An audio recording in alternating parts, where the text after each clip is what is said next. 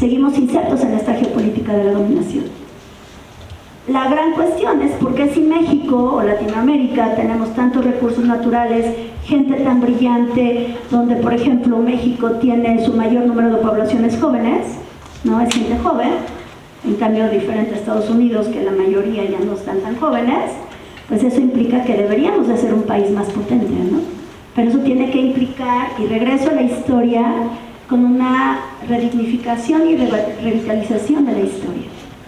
Pero tenemos que conocer nuestras raíces, tenemos que conocer nuestro territorio, ¿no? Si no, eso es lo que yo pienso, ¿no?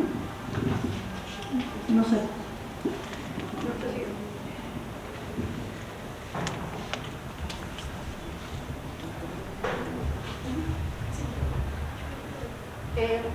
¿Usted cree que vaya a existir una reconfiguración dentro del papel hegemónico que Estados Unidos ganó a partir de la Primera Guerra Mundial y que es, que es parte imprescindible dentro de lo que es la parte del desarrollo del capitalismo?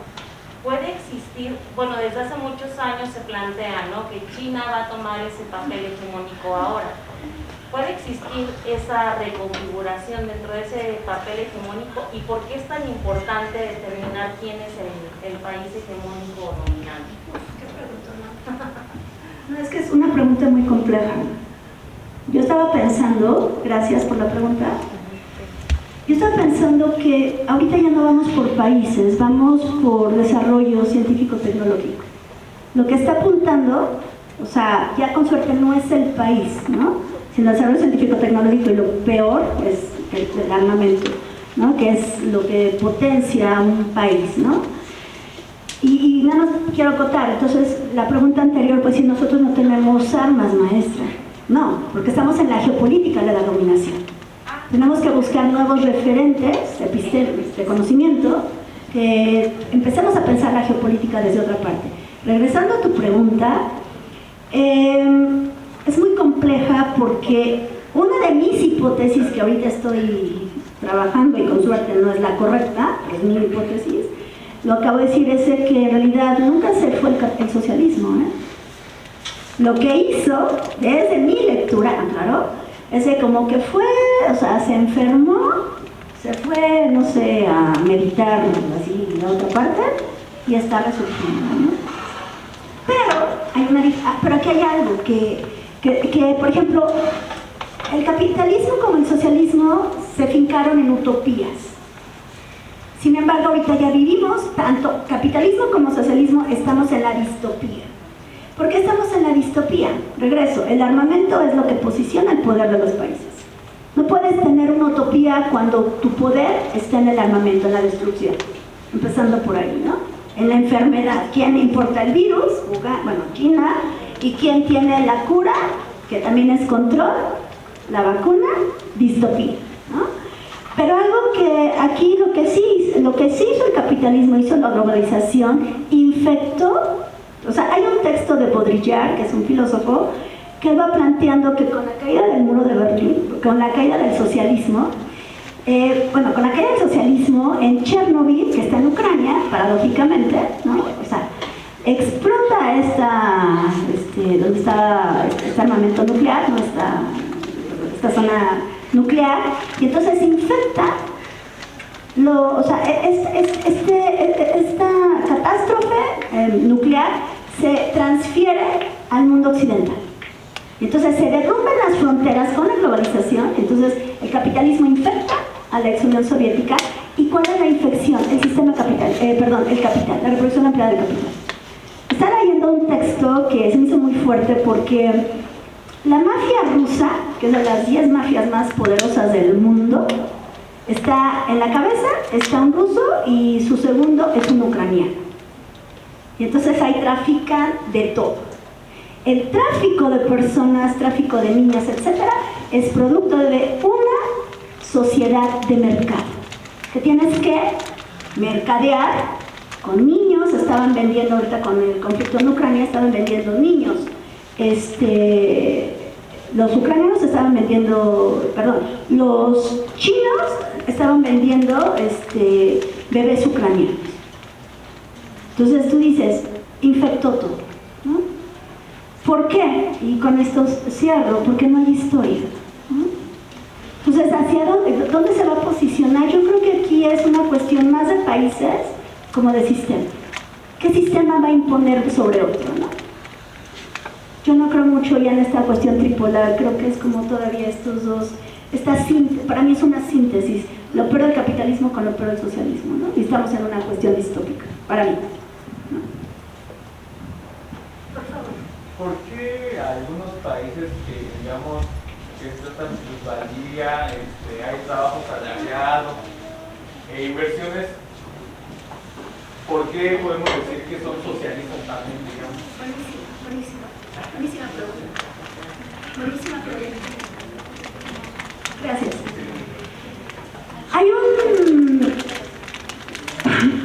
perdón, soy malísima para a veces los conceptos textuales, pero Stajovino es un minero que, bueno, antes de eso, tanto el socialista, los países socialistas se gestan en el mundo moderno.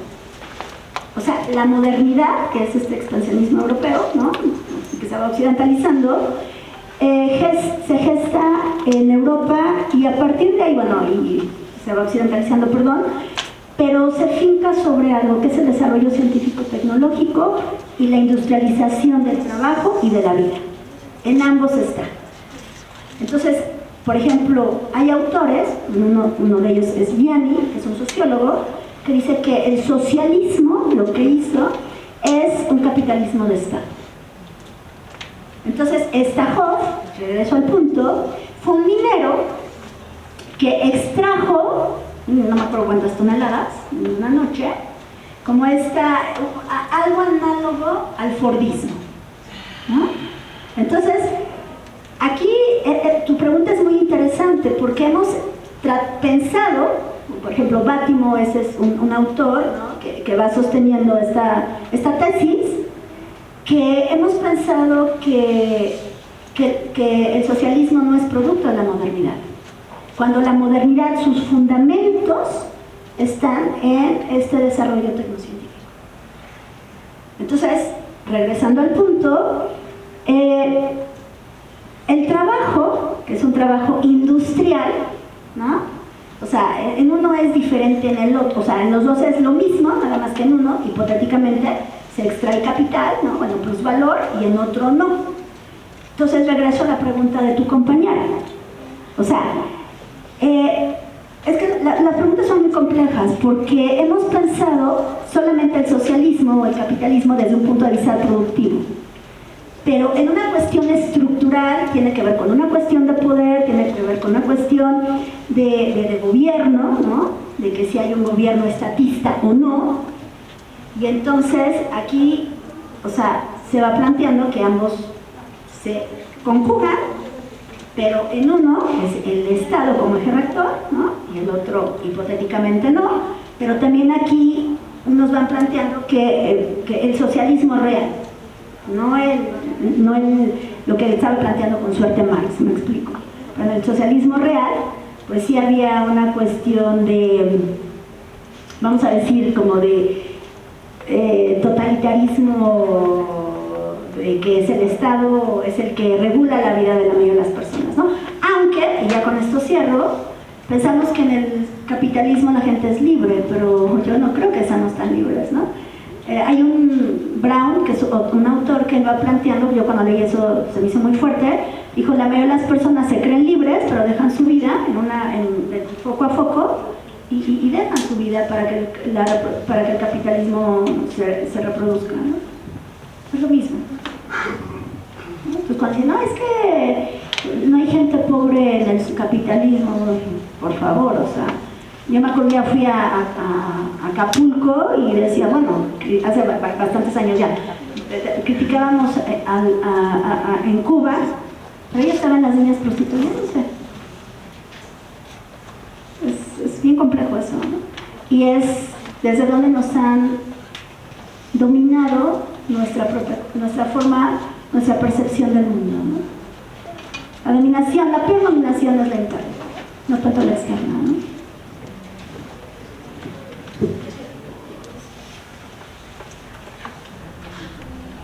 Entonces no sé explicar. Es que quiero preguntar. Hablando como más de lo que había mencionado del régimen maoísta, yo lo comparo con lo que es actualmente el impacto que tuvo el COVID, ya que sabemos que Rusia fue el primero en que respondió ante esto, y yo quiero saber cuál es la certeza de que ahora el régimen tecnocientífico va a ser el que lleva el dominio actualmente. Gracias por las preguntas, muy interesantes, muy interesantes.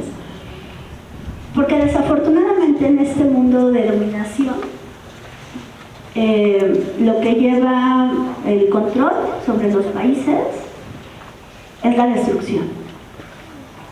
O sea, en términos, y ahorita lo podemos ver, por ejemplo, ahorita con esta cuestión bélica, ¿no? Jalife dice algo que es muy fuerte. Si viene otra tercera guerra mundial, ni siquiera nos vamos a enterar, ¿no? Entonces, aquí la cuestión es que la pregunta es muy compleja y entonces, perdón lo que voy a decir, es muy fácil dar una plática y todo está padrísimo, pero cuando sales al mundo real te das cuenta que es muy distinto, ¿no? O sea, sin embargo, los cambios son graduales y cualitativos. O sea, en términos amplios, todo modelo, toda forma de vida tiene su propio devenir, ¿no? O sea, nacen, crecen, llegan a su madurez y van a caer. Tiene que caer. ¿Desde dónde cae? Ese es otro boleto. Pero regresando a tu pregunta, aquí también tiene que ver el armamento y también tiene que ver las relaciones comerciales. O sea, son los países del centro, bueno, el Fondo Monetario Internacional, el que impone las políticas, ¿no?, económicas. Tú o sea, queremos ponerte un bloqueo económico, lo que ha pasado, entonces te bloqueamos y a ver cómo le haces, ¿no? Entonces, la pregunta va con la de tu compañero que está atrás. Nosotros no tenemos, como país, no tenemos muchos anticuerpos. Y voy a decir algo peor, perdón que lo diga así. Menos anticuerpos tenemos cuando como institución pública reproducimos una educación a favor del capital. Y que cuando en lugar de que busquemos como institución pública pensar desde fuera de la hegemonía y si nosotros como institución no germinamos otras formas de pensamiento y no la pasamos reproduciendo lo mismo que nos ha llevado a donde estamos, a la dependencia, a este mundo distópico, hacia dónde vamos, ¿no? Es lo que yo pienso. No me vayan a correr.